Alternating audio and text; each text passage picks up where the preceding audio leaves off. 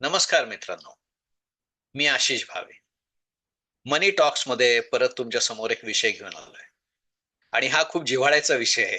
प्रत्येक प्रत्येक जो कमवतोय त्या व्यक्तीच्या दृष्टिकोनातून. आजचा विषय आहे हाउसिंग लोन. हाउसिंग लोन फेडावं का ठेवावं? का प्रीपेड करावं का सगळंच भरून टाकावं? काही काही लोक जेव्हा आमचे वेगवेगळे प्रोग्राम, इन्व्हेस्टर अवेअरनेस प्रोग्राम्स असतात, त्यावेळेस काही काही इन्व्हेस्टर येतात की आम्ही खूप स्मार्ट वेनी ना 20 वर्षाचं लोन घेतलं आणि 7 वर्षाचंच फेडलं. 7 वर्षात नाही नॉर्मली होत, 10 वर्षात, 10 वर्षात फेडलं. 50% आम्ही इंटरेस्ट वाचवला. किंवा आम्ही काय करतो, एक रिकरिंग डिपॉझिट चालू करतो वर्षभराचं. वर्षभर ते रिकरिंग डिपॉझिट ठेवतो आणि वर्षाच्या शेवटी ते मॅच्युअर झालं की आम्ही प्रिन्सिपल मध्ये अमाऊंट ती भरून टाकतो. आमचा बोनस आला की आम्ही प्रिन्सिपल कमी करतो. सो सर्वात महत्वाची जी गमतीशीर गोष्ट आहे ती म्हणजे लोन मध्ये इंटरेस्ट आणि प्रिन्सिपल असं वेगळं नसतं बरं का. चक्रवाढ व्याज पद्धत आहे. इंटरेस्ट जो आहे ते प्रिन्सिपल मध्ये ऍड अप होत राहतं, ते प्रिन्सिपल बनत राहतं. हे जे इंटरेस्ट आणि प्रिन्सिपल हे जे सेपरेट केले ना, ते टॅक्सच्या बेनिफिट जो मिळत होता एटीसी अंडर, त्याच्यासाठी हा सगळा प्रपंच होता. आता तर तुम्ही सगळे न्यू रिज्यूम मध्ये, कदाचित मॅक्सिमम लोक ही न्यू रिजिम मध्ये कन्व्हर्ट झालेत. न्यू रिजिम मध्ये गेल्यानंतर तुम्हाला टॅक्स बेनिफिट असा प्रकारच नाहीये. पण त्यावेळेला सुद्धा जो बेनिफिट होता तो अजूनही कंटिन्यू आहे हाऊसिंग लोन मध्ये. एक गोष्ट लक्षात घेण्याची आवश्यकता आहे, अशी सर्व लोन की जी तुम्हाला ऍसेट क्रिएशन मध्ये मदत करतात आणि इंटरेस्ट रेट लो आहे, अशी जी सर्व लोन की ज्यामध्ये ऍसेट क्रिएशन मध्ये तुम्हाला मदत होते आणि इंटरेस्ट रेट कमी आहे, ही सगळी लोन चांगली लोन आहेत, श्रीमंत करणारी लोन आहेत. आणि त्यामुळे एक एक सिंपल प्रश्न विचारतो, त्यानंतर आपण त्या हाऊसिंग लोनच्या इंटरेस्ट आणि ह्या सगळ्या कॅल्क्युलेशन कडे येऊ सिम्प्लिसिटीसाठी. एक सिंपल कॅल्क्युलेशन. तुमच्याकडे दोन ऑप्शन अवेलेबल आहेत गुंतवणुकीसाठी. एक ऑप्शन आजच्या घडीला, आपण हा व्हिडिओ बनवतोय मे 2026 मध्ये, आजच्या घडीला हाऊसिंग लोनचा इंटरेस्ट रेट साधारणतः 8.5 ते 9% आसपास आहे. म्हणजे तुम्ही जेव्हा लोन फेडाल किंवा लोन मध्ये जास्त पैसे भराल त्यावेळेस तुम्ही काय वाचवाल किंवा किती टक्के वाचवाल, तर 9% वाचवाल. आणि मनी सेव्ड इज मनी अर्न, जे तुम्ही पैसे वाचवलेत ते तुम्ही वाढवलेत असं आपण समजतो, बरोबर. मग 9% तुम्ही वाचवता. आता ऍपल टू ऍपल कम्पॅरिझन आपण करूया. बर ठीक आहे, त्याआधी मी जसं मगाशी सांगितलं होतं तसे दोन ऑप्शन. ऑप्शन ए काय, 9% तुमचे पैसे वाढतील. ऑप्शन बी काय, तुमचे पैसे 12% वाढतील. मला सांगा, ह्या दोन्ही पैकी कुठे तुम्ही तुमचे पैसे गुंतवाल? 9% का 12%? परफेक्ट, योग्य उत्तर दिलं तुम्ही, 12%. पण जेव्हा तुम्ही हाऊसिंग लोन फेडता त्यावेळेला तुम्ही 9% गुंतवणूक करता, हे तुम्हाला माहितीये का?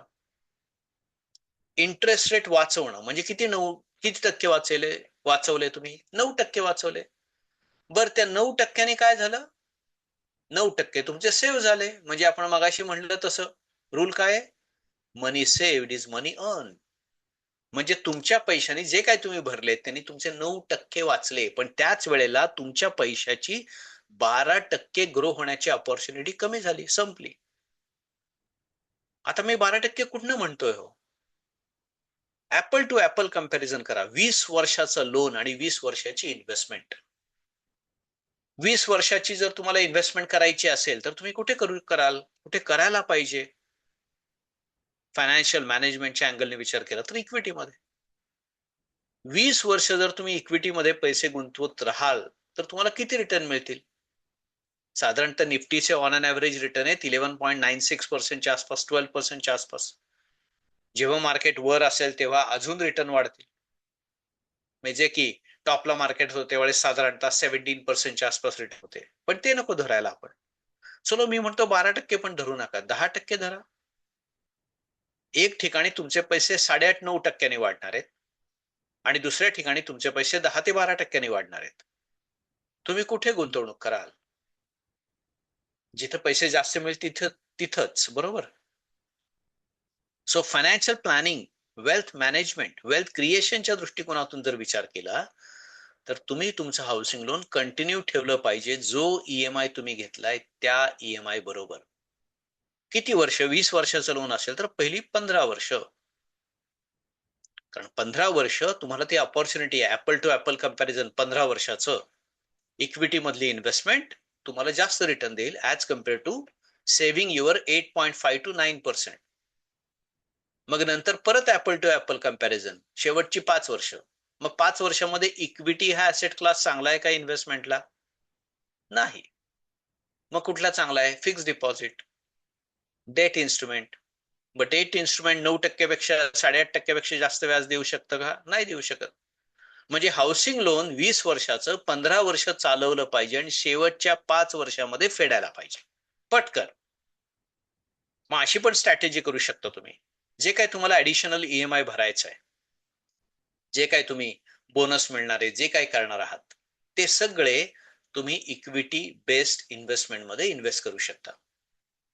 आणि 15 वर्षानंतर त्याच्यामध्ये जे पैसे येतील त्यांनी तुमचं हाऊसिंग लोन तुम्ही क्लिअर करू शकता. ती एक स्ट्रॅटेजी आहे. म्हणजे हे एक थेरॉटिकल आपण मांडतोय तुमच्यासमोर. पण हे तर नक्की की प्रॅक्टिकली आजपर्यंत 20 वर्षाच्या होरायझन मध्ये इक्विटीनी हाऊसिंग लोनच्या रेट ऑफ इंटरेस्ट पेक्षा जास्त रिटर्न दिले. त्यामुळं हाऊसिंग लोन फेडायचं का ठेवायचं हा विचार तुम्ही वेल्थ क्रिएशनच्या अँगलने करायला पाहिजे. सो वेल्थ क्रिएशन अँगल काय सांगतो? हाऊसिंग लोन पे करत राहा, तुमच्या ऍसेटची व्हॅल्यू वाढत राहते. बरं, अजून एक गोष्ट महत्वाची. आज तुम्हाला ईएमआयची भीती वाटते, ईएमआय दचतो, परंतु 5 वर्षांनी आज जी अमाऊंट आहे, अमाऊंट तर कॉन्स्टंट राहणार आहे. ऑलमोस्ट ईएमआयची अमाऊंट जी आहे ते ईएमआयची अमाऊंट कॉन्स्टंट राहणार आहे, पण त्याची व्हॅल्यू कमी होत जाणार आहे. सो आज जर तुमचा 1 लाख रुपयाचा ईएमआय असेल तर 5 वर्षांनी पण साधारणतः 1 लाखाच्या आसपासच ईएमआय असणार आहे. इंटरेस्ट रेट थोडाफार काही चेंज झाला तर कदाचित कमी होऊ शकतो, थोडा वाढू शकतो, परंतु त्या अमाऊंटची व्हॅल्यू ही कमी असेल आजच्या अमाऊंटच्या व्हॅल्यू पेक्षा. 10 वर्षांनी अजून कमी झालेली असेल, 15 वर्षांनी अजून कमी झालेली असेल. गमतीने मी सांगतो की आज जो ईएमआय तुम्ही भरताय, जी अमाऊंट तुम्हाला लागते ईएमआयची, 15 वर्षानंतर कदाचित ते तुमच्या हॉटेलच्या एक वेळचं बिल असेल. विश्वास नसेल तर तुमच्या आई वडिलांना विचारा की त्यांचा ईएमआय किती होता. शेवटच्या ईएमआयच्या वेळी असाच भरला. म्हणजे काही 2 गोष्टी आहेत त्याच्यामध्ये. एक, त्याची व्हॅल्यू वाईज जी व्हॅल्यू वाईज किंमत ज्याला आपण म्हणतो ती कमी होत राहील, आणि दुसरं तुमचा इन्कम वाढत राहील. त्यामुळं आता गडबड करून एकदम हाऊसिंग लोन भरणं हे कदाचित तुमच्या वेल्थ क्रिएशनसाठी चांगलं नसू शकतं. त्यामुळे हे जे गणित आहे ना, मी किती वेल्थ क्रिएट करू शकतो ईएमआय भरण्यापेक्षा, तेच जर मी इन्व्हेस्ट केले तर पुढच्या 15 वर्षात, 20 वर्षामध्ये मी किती क्रिएट करू शकतो, माझ्याकडे किती पैसे असू शकतात, ह्याचं जरा कॅल्क्युलेशन करून बघा. जसं काही स्ट्रॅटेजीज आहेत की तुम्ही जेवढा ईएमआय भरताय तेवढे 20% तुम्ही एसआयपी मध्ये गुंतवणूक करा, चांगल्या फंड्स मध्ये अलोकेशन करून. जेवढे तुम्ही पैसे भरता तेवढ्यापेक्षा जास्त पैसे तुमच्याकडं 20 वर्षांनी असू शकतील. असतील म्हणण्यापेक्षा असू शकतील असं आपण म्हणू, कारण का त्याच्यामध्ये भरपूर एक्सटर्नल फोर्सेस आहेत. मग काही लोक असं म्हणतील, मग हाऊसिंग लोनच्या इंटरेस्टचं बघा ना, ते तर आपल्याला भरावंच लागणार आहे, ते तर शुअर आहे. पण इक्विटी मधली इन्व्हेस्टमेंट ही अनशुअर आहे. त्यांच्यासाठी ह्याच्या आधी व्हिडिओ बनवलेत, ते जाऊन पाहावेत. आणि दुसरी गोष्ट, हाऊसिंग लोन मधला जो हप्ता आहे तो पण शुअर नाहीये हो. तो पण कमी जास्त होणार आहे. कधी कमी होईल, कधी जास्त होईल, डिपेंडिंग ऑन, तुम्ही फ्लोटिंग रेट ऑफ इंटरेस्ट घेतला असेल तर. फिक्स रेट ऑफ इंटरेस्ट घेतला असेल तर तो चेंज होणार नाही. पण फिक्स रेट ऑफ इंटरेस्ट कधी घ्यावा त्यासाठी एक नवीन व्हिडिओ आपण बनवूया. सो मला आत्ता विषय काय तुम्हाला मांडायचा आहे की जेव्हा तुम्ही हाऊसिंग लोन प्रीपेमेंट, पार्ट पेमेंटचा विचार कराल ना, त्याआधी पहिल्यांदा गणित मांडा. ब्लाइंडली जाऊन लोन फेडू नका. गणित मांडा की आजची इन्व्हेस्टमेंट मला काय रिटर्न देईल आणि मी किती वाचवतोय. आणि हे पर्सेंटेज वाईज कॅल्क्युलेट करा. आणि हे लक्षात ठेवा, हाऊसिंग लोन हे चक्रवाढ व्याज लोन आहे. त्यामध्ये इंटरेस्ट आणि प्रिन्सिपल असं सेपरेट काही नसतं.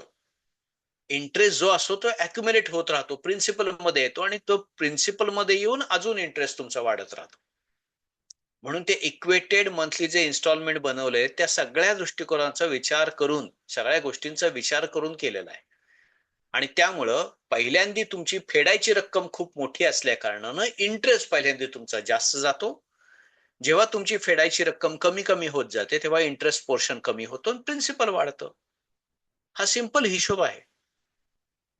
त्यामुळे असं कोणी सांगत असेल की भरपूर इंटरेस्ट वाढता, भरपूर इंटरेस्ट भरता, इंटरेस्ट कमी करा, इंटरेस्ट कमी करा, ह्यानी इंटरेस्ट कमी होईल, पण त्याबरोबर अजून एक गोष्ट होऊ शकते, कदाचित तुम्ही गरीब व्हाल. जी वेल्थ क्रिएशन कॅपॅसिटी तुमच्या पैशाची आहे ती कमी होत राहील. सो विचार करा, हे जे मी तुमच्याबरोबर विषय मांडलाय तो, आणि पुढच्या व्हिडिओमध्ये ह्याच्यावर अजून एक डिटेल आपण बनवू, कारण का सांगण्यासारखं खूप आहे हाऊसिंग लोन मध्ये. आणि हाऊसिंग लोन हा खूप जिव्हाळ्याचा विषय आहे प्रत्येक व्यक्तीसाठी. सो आत्ताचा व्हिडिओ तुम्हाला काय वाटला, कसा वाटला, ह्यानी तुम्हाला काय इम्प्लिमेंट करावंसं वाटलं तुमच्या हाऊसिंग लोनच्या बाबतीमध्ये? अजून काही तुमच्या शंका आहेत का, त्या आमच्या बरोबर शेअर करा. व्हिडिओ आवडला असेल तर लाईक करा, शेअर करा, आणि परत पुन्हा भेटूया पुढच्या मनी टॉक मध्ये. धन्यवाद. श्रीमंत व्हा, सुखी व्हा.